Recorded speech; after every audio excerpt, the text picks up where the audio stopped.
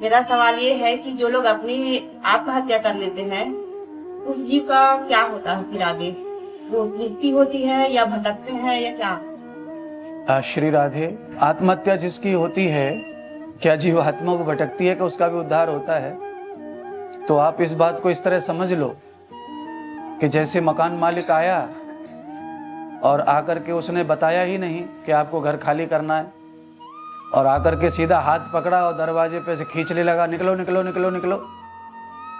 तो ऐसी अवस्था में घर छोड़ने में आदमी को जैसे तकलीफ होती है, वैसे ही अनायास अचानक से मृत्यु जब आती है तो उसको आत्महत्या जो कहते हैं ना, वो भी जबरदस्ती शरीर से आत्मा को, प्राणों को निकालने वाली बात है। और निकालने वाला कोई और है नहीं, वो तो निकालेगा तो मालिक ही, चाहे उसकी विधि कोई भी हो।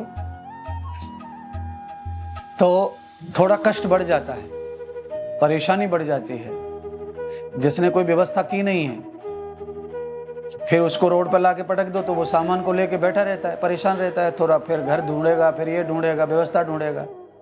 तो ऐसी स्थिति में कभी कभी अच्छी व्यवस्था नहीं मिलती है, उसी को अधोगति बोलते, उसी को कष्ट बोलते, उसी को दुख बोलते।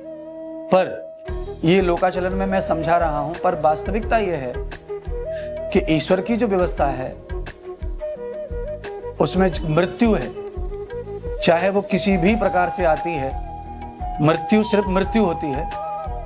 और मृत्यु जो है, अकाल जो मृत्यु होती है, उसका मतलब ये अकाल भी हमने तय किया है कि अकाल मृत्यु है।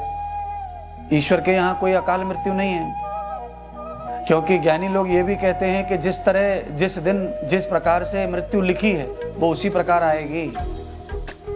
अगर वो ईश्वर के यहाँ से ही उसका विधान है तो फिर उसमें आत्महत्या वाली जो आत्मा है उसको भी फिर किसी प्रकार का दोष लगेगा, दुख लगेगा, कष्ट लगेगा, तो वो भी अपने कर्म के आधार पर भोगेगी और वो भी ईश्वर के अधीन ही भोगेगी। इसलिए उसकी व्यवस्था भी ईश्वर उसी प्रकार करते हैं जैसे नेचुरल मृत्यु की व्यवस्था करते हैं।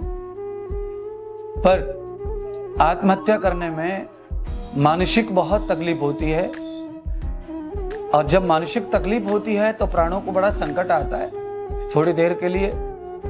और जब प्राणों को संकट आता है तो वो नेचुरल जो मृत्यु है उससे अलग हटके ये मृत्यु है।